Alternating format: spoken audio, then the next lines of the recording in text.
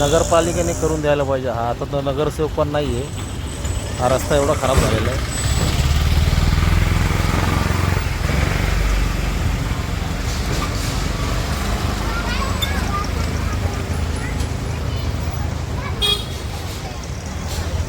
एवढे मोठे मोठे खड्डे झालेले तिथे.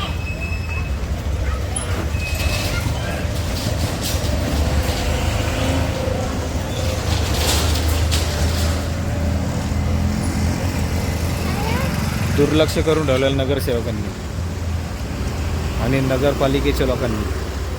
हा एवढा मोठा मोठा बिस्किटं निघाली त्या रोडची. हा बेटे